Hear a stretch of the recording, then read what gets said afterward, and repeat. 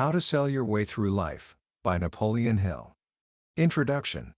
Imagine a young man barely out of his teens, with no money, no connections, and very little formal education. He hops off a freight train in East Orange, New Jersey, his clothes dusty from the journey, and walks with unwavering purpose toward the laboratory of the most famous inventor in the world, Thomas A. Edison. When a secretary asks him his business, the young man doesn't hesitate. He doesn't ask for a job. He doesn't hand over a resume. Instead, he looks the secretary in the eye and says with a boldness that must have been staggering, "I am going to become Mr. Edison's partner." His name was Edwin C. Barnes, and his audacity got him a meeting. An hour later, he was at work, scrubbing the floors in Edison's plant. Now, most people would see this as a failure, a humiliating step down from his grand declaration. But Barnes didn't. He saw it as the first step on the inside. For 5 long years, he did whatever was asked of him, always watching, always learning, and always holding that single, burning desire in his mind. He wasn't just a janitor, he was an associate of Edison in waiting. He was selling himself every single day, not with words, but with his work ethic and his unshakable belief. And then, one day, the opportunity came. Edison perfected a new invention, the Ediphone dictating machine, but his salesmen didn't believe in it. They couldn't sell it. Barnes saw his chance. He stepped forward and told Edison he could sell it. And he did. He sold it so successfully that he earned a contract to distribute and market it across the nation. He made millions of dollars and, just as he had declared 5 years earlier, he became a partner of the great Thomas Edison. That story, my friend, is the heart of the book we're exploring today, How to Sell Your Way Through Life, by the legendary author Napoleon Hill. You may know Hill's name from his world-famous masterpiece, Think and Grow Rich, a book that has sold over 60 million copies and shaped the minds of leaders for generations. But before he wrote that, Hill spent decades dissecting the very essence of success, and he discovered a fundamental truth: no matter who you are or what you do, your success in life depends on your ability to sell. Not selling products in a store. Selling yourself. Selling your ideas. Selling your vision and your value to other people. This book was written in the depths of the Great Depression, a time of great uncertainty and fear, much like our world today in many ways. Yet its message isn't one of desperation. It's a powerful, timeless guide to influencing others, creating opportunity from thin air, and negotiating your way to a life of success and happiness, not by trickery or manipulation, but by understanding the deepest drivers of human nature. So, in our time together today, I'm going to walk you through the profound secrets held within these pages. We're going to uncover the hidden motives that make people say yes. We will learn the qualities you must develop to become a person of influence. And we will see how the greatest industrialists, leaders, and thinkers in history used these exact principles to build their empires.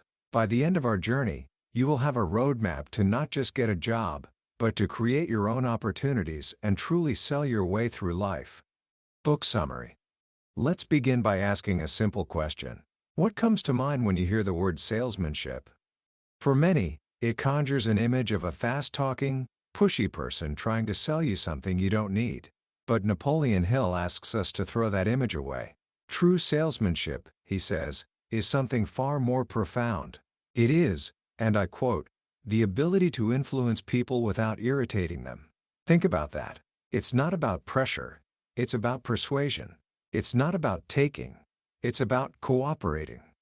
Hill defines a master salesman not as a merchant, but as an artist who can paint word pictures in the hearts of men, a philosopher who understands cause and effect, a mind reader who knows what people are thinking not just by their words, but by their silence. Once you see it this way, you realize that we are all salesmen, every single day of our lives. The politician must sell his vision to get elected. The lawyer must sell the jury on his client's case. The clergyman must sell his sermons to his congregation. When you ask for a raise, you are selling your value to your employer. When you try to win the heart of someone you love, you are selling the most important product of all, yourself. The world, Hill argues, is one long, unbroken chain of sales endeavors. The difference between success and mediocrity is simply the difference between being a poor salesman and a master salesman. So, what is the secret? What is the master key that unlocks this art of influence? Hill boils it down to one powerful concept: motive. He says, selling is the art of planting in the mind of another a motive which will induce favorable action. This is the whole game. It's not about convincing someone with logic.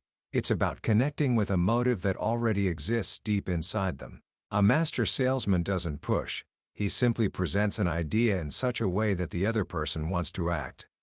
To illustrate this, Hill tells an absolutely brilliant story about Dr. Harper, the president of the University of Chicago. Dr. Harper needed $1 million to construct a new building on campus.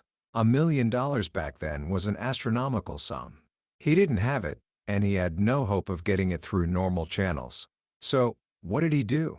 He didn't launch a fundraising campaign. He didn't beg for donations. He devised a master plan. He identified two of the wealthiest men in Chicago, who just so happened to be bitter, sworn enemies. One was the head of the street railway system, and the other was a politician who had made his fortune by, among other things, fighting that very company. Dr. Harper chose the noon hour, knowing the secretary would be at lunch, and walked directly into the streetcar magnate's private office. The magnate was surprised, but Dr. Harper was smooth. "I beg your pardon," he said. "I am Dr. Harper. I just dropped in to tell you of an idea." He began not by asking for money, but by complimenting the man. "I so admire the wonderful system you've given Chicago," he said, neutralizing the man's mind. Then, he planted the seed of motive. "It has occurred to me," Dr. Harper continued, "that while you have built a great monument to your name, the world will forget who built it the moment you die. I would like to see you build a monument that will endure forever." He then explained that he wanted to offer the privilege of constructing a beautiful granite building on the university campus. But there was a problem. "Some of the members of our board," he said with a hint of regret, "want this privilege to go to Mr. X," and he named the man's political enemy. "I am holding out in your favor," he said, "and just came by to ask if you can think of any plan that may help me secure this rare privilege for you." With that, Dr. Harper excused himself, claiming he was late for a board meeting, and walked out. The magnate was hooked. He telephoned Dr. Harper's office 3 times before the doctor even got back. The next morning, the magnate was waiting at his office. He didn't just offer the money. He practically begged Dr. Harper to accept a check for $1 million, assuming the role of the salesman himself, while Dr. Harper became the buyer who was persuaded to accept the gift. That, my friend, is master salesmanship. Dr. Harper never asked for a dime. Instead, he painted a picture in the man's imagination, a picture built on two of the most powerful human motives: the desire for fame and legacy, and the desire for revenge. He made the donation seem not like charity, but like a rare privilege that had to be won from an enemy. This story reveals the toolkit of the master salesman. Hill identifies 9 basic motives that drive nearly every human action. If you can learn to appeal to these, you can influence anyone. They are: 1. The motive of self-preservation. This is our most primal instinct. 2. The motive of financial gain. The desire for wealth and security. The motive of love. The force that drives us to care for family and friends. 4. The motive of sexual urge. A powerful, creative energy. 5. The motive of desire for power and fame. This is what Dr. Harper used. The need to be important, to leave a mark. 6. The motive of fear. Often used in selling insurance. The fear of leaving loved ones unprotected. 7. The motive of revenge. The other lever Dr. Harper pulled. 8. The motive of freedom of body and mind. The desire to be your own master. 9. The motive of the desire to build and create. The urge to make something new in the world. Every successful sales presentation, Hill insists, is built around one or more of these motives.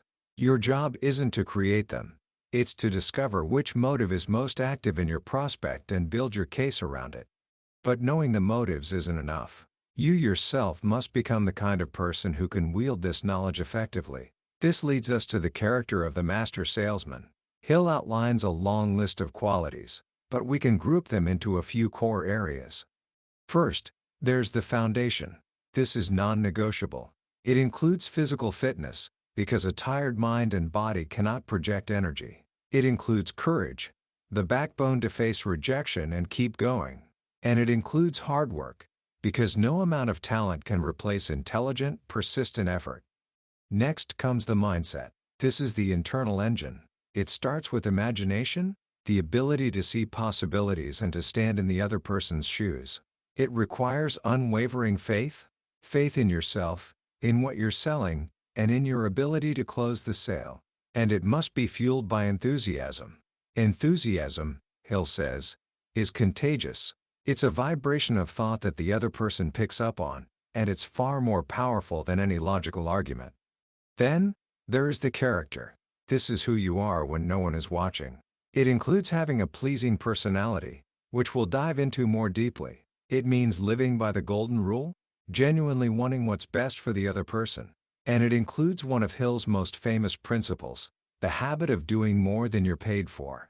This isn't about being exploited, it's a strategy. It makes you indispensable, attracts favorable attention, and puts the law of increasing returns on your side. Finally, there's the strategy. This involves knowing your merchandise inside and out, knowing your prospective buyer, and knowing the steps of a sale, qualifying the buyer to ensure they are a real prospect, neutralizing their mind to make them receptive, and finally, the art of closing the sale. Now, one of the most interesting sections in the book is where Hill draws a sharp line between cheap flattery and what he calls intelligent promotion. He warns us that flattery is the tool of charlatans. It's a psychological trick used to lull people into carelessness while you pick their pockets. People of intelligence, he says, resent flattery. They see it as an insult. But this doesn't mean you should hide your talents under a rock. The world, Hill argues, rarely makes a beaten path to your door. Even if you build a better mousetrap, you need to be properly promoted. He gives fascinating examples. Jack Dempsey was a good boxer, but he only became a world champion with $1 million income after the promoter Jack Kearns guided his career. Will Rogers was a little-known rope thrower in vaudeville until the great showman Ziegfeld promoted him into stardom. Even Theodore Roosevelt, one of America's most popular presidents, understood promotion. When he returned from Africa for a major public appearance, he secretly arranged for nearly 1,000 paid applauders to be scattered throughout the audience to guarantee a thunderous ovation, which swept the newspapers off their feet. The lesson here is crucial. Getting ahead isn't about being fake or manipulative. It's about strategically and ethically bringing your value to the attention of people who need it.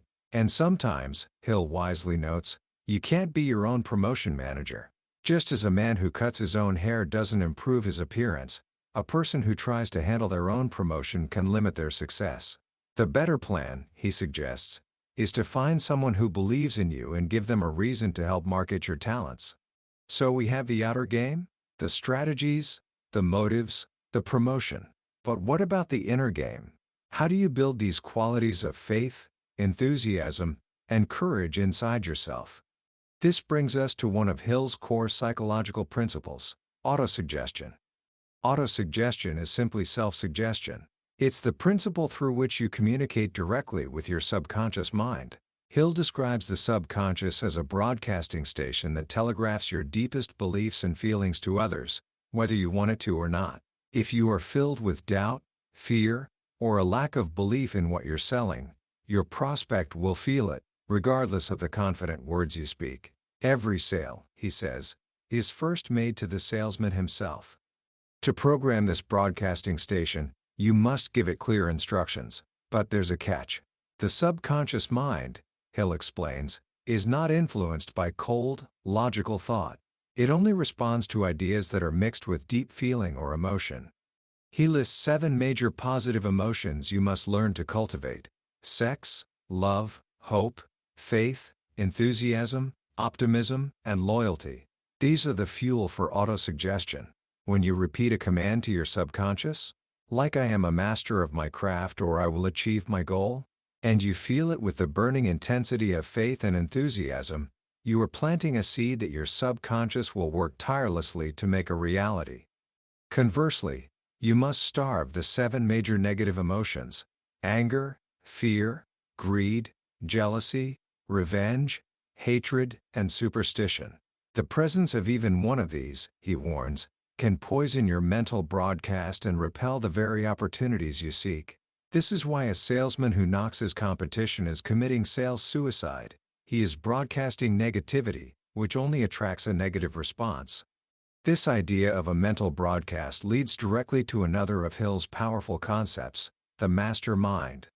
A master mind, he defines, is the coordination of 2 or more minds, working in perfect harmony, for a definite purpose. When 2 minds come together in a spirit of harmony, a third, invisible mind is created, a psychic force that is greater than the sum of its parts. This principle, he says, is the source of all great power.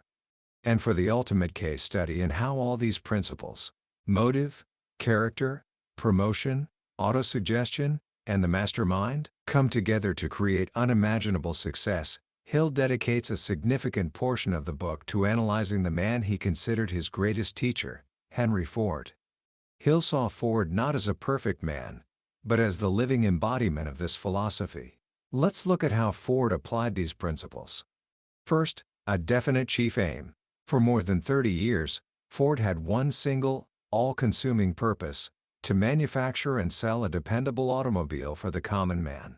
Everything he did was subordinated to this goal. This gave him incredible focus. Second, persistence and faith. Ford's persistence was legendary. When his engineers came to him with elaborate plans to change the original Model T, he simply said, "As long as we are selling more cars than we can possibly deliver, we are not going to make this or any other change." He stuck to his plan until the market forced him to adapt. He had an unshakable faith that he could overcome any obstacle, and he viewed temporary defeat not as failure, but as a signal to try harder. Third, the habit of doing more than paid for. This was the genius behind his famous $5 a day minimum wage. His competitors called him crazy, but Ford knew what he was doing. The move gave him the pick of the best laborers in the country. It made every employee his own supervisor, because no one wanted to risk losing such a high-paying job. And it generated $1 million in free publicity and goodwill. He wasn't just being generous, he was practicing the highest form of salesmanship, selling his own workers on giving him their absolute best. Fourth, the mastermind. Ford built 2 powerful mastermind groups. One was his internal team of executives and engineers who handled production. The other, and arguably his greatest asset, was his massive network of dealers who handled distribution. Through this alliance, he knew his markets so well that he could predict sales far in advance, allowing him to manufacture cars more efficiently and for less money than anyone else. And finally, decision. Ford was a man of quick, firm decisions. He gathered facts, but he did not paralyze himself with indecision. He understood that a flawed plan put into action is better than a perfect plan that never leaves the drawing board. By observing Ford, Hill built a framework for success that anyone could follow. And this brings us to one of the most practical and powerful sections of the book, the master plan for getting a position. If you want a specific job, Hill says, don't just send a resume. You need to sell yourself with a strategy that makes you impossible to ignore. Here's his plan. Step 1. Decide exactly what position you want and make a complete list of your qualifications. If they're not strong enough, go prepare yourself until they are. Step 2. Take the list of the 17 principles of success, things like definite aim, self-confidence, initiative, and cooperation, and write out a detailed self-analysis, grading yourself from 0 to 100 on each one. Be honest.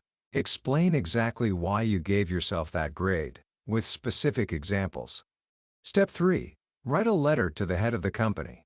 In it, state the position you want and explain that you are sending a detailed self-analysis of your qualifications based on the 17 principles of success. Then, you make an offer so bold it cannot be ignored. You say this: "Let me work in the position for 1 month without compensation. At the end of the month, if I have not demonstrated, beyond all question of doubt, that I am the right person for this role, I will walk away." Think about the psychology of that approach. You are demonstrating supreme self-confidence. You are taking all the risk away from the employer. You are applying the principle of doing more than you're paid for before you've even been hired. You are using showmanship and initiative. You are not asking for a job. You are asking for an opportunity to prove your value. Hill says that not one executive in 100 would refuse to investigate a person who applies with such a spirit. It immediately separates you from the herd and places you in a class by yourself. This is not just a plan for getting a job. It is a philosophy for creating your own opportunities. As we draw our journey through this book to a close, Hill elevates his entire philosophy to a higher plane. He argues that all of these principles, from motive to the mastermind, from persistence to promotion, are ultimately grounded in one timeless, universal law that governs all successful human relationships. It is the golden rule. But Hill presents it in a new light. He says most people misunderstand it as a moral duty you perform with the hope of a reward in the afterlife. The true power of the golden rule, he argues, is practical and immediate. It means that whatever we do to or for another, we do to or for ourselves. When you deal with others fairly, when you render service with a genuine desire to help, you are not just being nice. You are creating a mental attitude within yourself that attracts friends, opportunities, and goodwill. The positive energy you put out comes back to you, not as a mystical reward, but in the practical form of trust, loyalty, and cooperation from others. He tells the story of Arthur Nash, the Cincinnati tailor whose business was on the brink of bankruptcy. As a last resort, when everything else had failed, he called in his employees and offered to make them all partners, sharing the profits if they would pour their hearts into saving the company. They did. They worked not for wages, but for a shared goal. The business didn't just survive, it boomed, becoming one of the most successful of its type, and Golden Rule Nash, as he came to be known, became a wealthy man. That which he did for his employees, he ultimately did for himself. This, Hill concludes, is the final secret.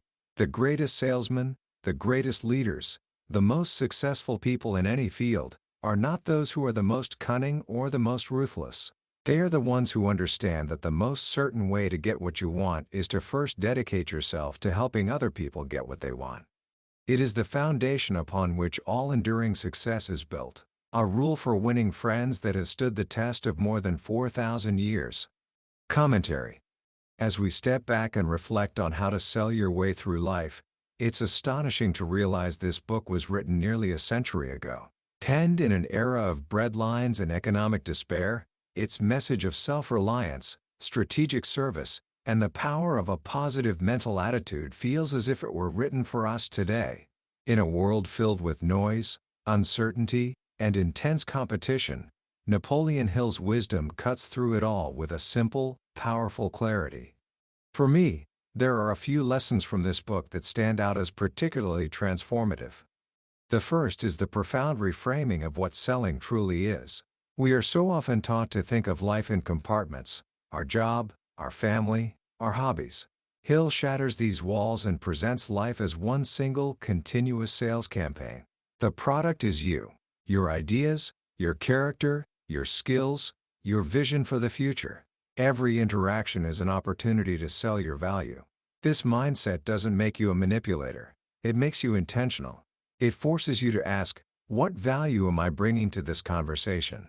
How can I serve the person in front of me? How can I present my best self in a way that inspires trust and cooperation? When you start to see your life this way, every day becomes an opportunity to build your own brand, your own reputation, one interaction at a time. The second powerful idea is the focus on motive. In our data-driven world, we often try to persuade people with logic, facts, and figures. Hill reminds us that human beings are not creatures of logic, we are creatures of emotion. People act because of how they feel. His breakdown of the 9 basic motives is like a master key to human nature. It teaches you to stop focusing on your own needs, your need to make the sale, get the job, or win the argument, and instead focus entirely on the other person's deepest desires. When you can connect what you're offering to their desire for freedom, security, love, or legacy, the sale makes itself. It becomes a natural, frictionless process of helping someone get what they already want.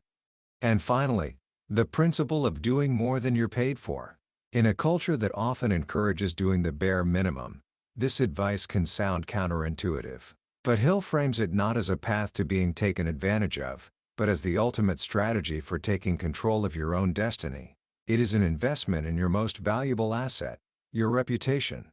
By consistently delivering more value than expected, you make yourself indispensable. You build goodwill.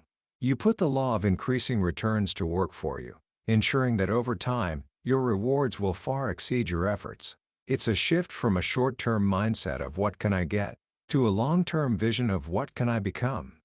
So, how can you start applying these powerful ideas to your own life, right now? Here are a few simple actions you can take.